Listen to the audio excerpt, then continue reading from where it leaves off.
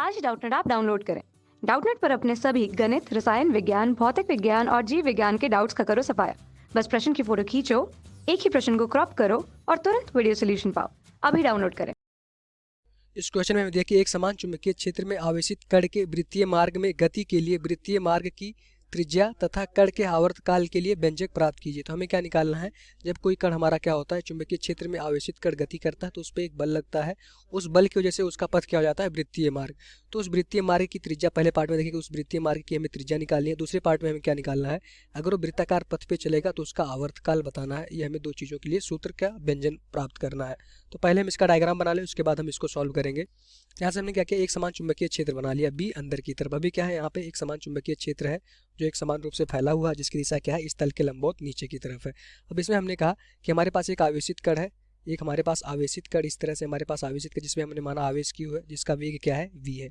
v वेग से एक आवेशित कण क्या है, इस एक समान चुंबकीय क्षेत्र के लंबवत क्या कर रहा है, इस चुंबकीय क्षेत्र में प्रवेश कर रहा है। अभी हम देख पा रहे हैं कि जो हमारा चुंबकीय क्षेत्र है वो क्या है, अंदर की तरफ है, और जो हमारा वेग है वो क्या है, x अक्ष में मान सकते हैं। इस दिशा को हम क्या मान सकते हैं, x अक्ष मान सकते हैं। तो हम वेग देख रहे हैं x अक्ष में है, और चुंबकीय क्षेत्र हमारा क्या है, माइनस z अक्ष इसको बोल सकते हैं, या फिर इस तल के लंबवत नीचे की तरफ हमारा चुंबकीय क्षेत्र है। तो यहाँ से हम देख पा रहे हैं कि चुंबकीय क्षेत्र, यहाँ से चुंबकीय क्षेत्र और वेग के बीच में कोण क्या है, b, और v के बीच में हमने कोण मान लिया है कि 90 डिग्री है।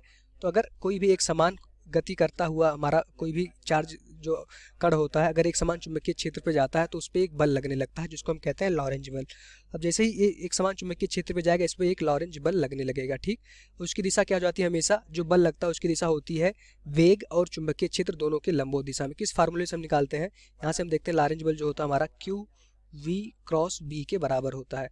यहाँ से हम देख पा रहे हैं कि v और b के बीच में कोण 90 डिग्री होना चाहिए। क्यों, क्या होता है, हमारा जो कण है उस पर आवेश। तो यहाँ से देखेंगे, इसको हम और लिख सकते हैं, हमारा ये सदिश गुणनफल है, इसको हम ऐसे भी लिख सकते हैं, Q V B sine theta के बराबर इसको हम लिख सकते हैं। तो हमारा क्या होता है, ये बल होता है अगर कोई हमारा आवेशित कण एक समान चुंबकीय क्षेत्र में क्षेत्र के लंबवत गति कर रहा है, तब उस पर लगने वाला बल।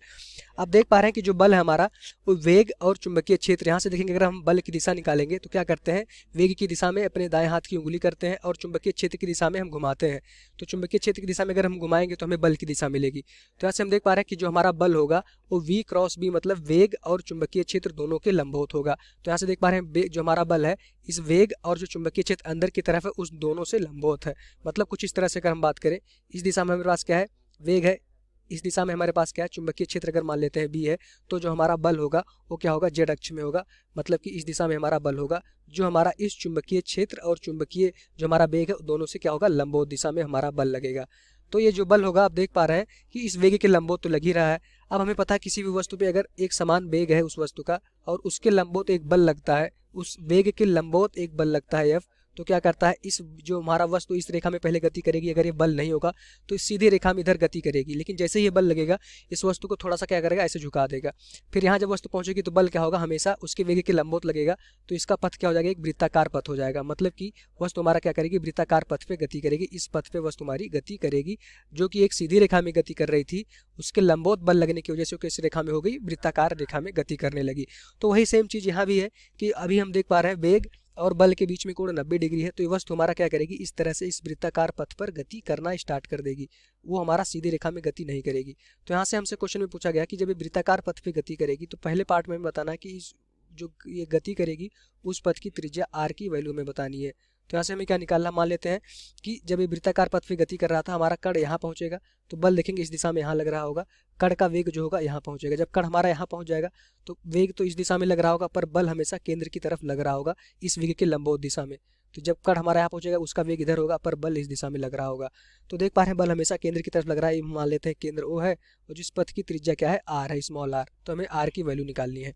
अब हम देख पा रहे हैं कि अगर ये वृत्ताकार पथ पे गति करेगा तो ये बल होगा क्या होगा, अभिकेंद्र बल की पूर्ति कर देगा। चूंकि ये बल केंद्र की तरफ लग रहा है तो ये बल किसके बराबर हो जाएगा, हमारा अभिकेंद्र बल के। तो यहाँ से देखेंगे जो हमारा बल होगा ये किसके बराबर हो जाएगा, हमारा अभिकेंद्र बल के बराबर हो जाएगा। अब अभिकेंद्र बल की वैल्यू क्या होती है, अगर हमें कण का द्रव्यमान पता रहे और उसका वेग पता रहे, त्रिज्या पता रहे, तो अभिकेंद्र बल जो होता है किसके बराबर हो जाता है, हमारा mv²/r के। ये हमारा अभिकेंद्र बल का सूत्र होता है। v क्या होता है, जिससे हमारा कण वृत्ताकार पथ पे गति कर रहा है। m क्या होता है, उस आवेशित कण का द्रव्यमान होता है। और r क्या होता है, जिस पथ की त्रिज्या पे हमारा कण गति कर रहा हो त्रिज्या होती है। तो यहाँ से देखेंगे बल, बल किसके बराबर, बल हमने निकाल लिया क्यू वी बी के बराबर। अगर उनके बीच में कोण क्या है 90 डिग्री है वेग और चुंबकीय क्षेत्र की, तो साइन 90 क्या हो जाता है 1 हो जाता है। तो यहाँ से बल की वैल्यू हो जाएगी हमारी क्यू वी बी बराबर M V square upon R के। अब यहाँ से देखेंगे कि यहाँ से हमारा एक वी से वी क्या है हमारा वेग है, एक कट जाएगा, तो यहाँ जो बचेगा क्यू वी बराबर हमारा एम वी अपॉन आर। हमें क्या निकालना था, त्रिज्या के लिए व्यंजक प्राप्त करना था। तो आर की वैल्यू यहाँ से हमारी आ जाएगी M V upon Q into B. ये वी क्या है हमारा कण का वेग है, बी क्या है कैपिटल बी एक समान चुंबकीय क्षेत्र जिसमें हमारा कण गति कर रहा था, एम क्या है कण का द्रव्यमान है, तो यहाँ से हम देखेंगे क्यू क्या है कण का आवेश है। तो हमारा क्या आ गया, व्यंजक आ गया हमारा त्रिज्या का। तो हमसे पहले ऑप्शन में पूछा गया था कि त्रिज्या के लिए व्यंजक उत्पन्न करिए, तो हमने व्यंजक निकाल लिया। दूसरा हमसे पूछा गया था कि आवर्तकाल बताइए, मतलब समय बताइए। दूसरे पार्ट की अगर हम बात करें तो हमें क्या निकालना है, टी की वैल्यू हमें निकालनी है। अब जैसा कि हम देख पा रहे हैं कण हमारा क्या कर रहा है, यहाँ से चलना स्टार्ट कर रहा है, मान लेते हैं यहाँ बिंदु ए से चलना स्टार्ट किया, ये हमारा बिंदु ए है।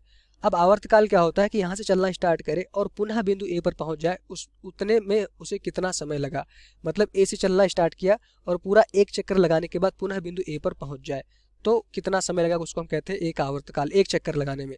तो जैसे हम देखेंगे बिंदु ए से स्टार्ट करेगा चलना, अगर उसकी त्रिज्या आर है तो इसकी परिधि जो दूरी चलेगा बिंदु ए पर पुनः आने के लिए कितनी दूरी चलेगा 2 पाई आर, मतलब परिधि के बराबर की दूरी चलेगा। अब यहाँ से हमें पता है जो वेग होता है, वेग बराबर होता है दूरी बटे समय। तो एक चक्कर लगाने में हमने लिखा समय टी लगा, तो यहाँ से देखेंगे हमें टी निकालना, टी बराबर क्या हो जाएगा दूरी अपॉन वेग। पूरा एक चक्कर लगाने में वस्तु ने वृत्ताकार पथ पर गति किया। अगर इस गति को हम पूरा खोलेंगे, यहाँ से अगर हमको क्या करें, इसको काट के इस पूरा तार को हम फैला दें, तो इसकी पूरी लेंथ लंबाई कितनी हो जाएगी, डिस्टेंस 2 पाई आर के बराबर हो जाएगा। 2 पाई आर के मतलब उसके परिधि के बराबर हो जाएगा। अगर इस तार को यहाँ से काटे, इस वृत्ताकार तार को फैलाएंगे तो एक सीधी रेखा बनेगी जिसकी लंबाई 2 पाई आर के बराबर हो जाएगी। तो बस उतनी लंबाई पूरी चलेगी एक चक्कर लगाने में।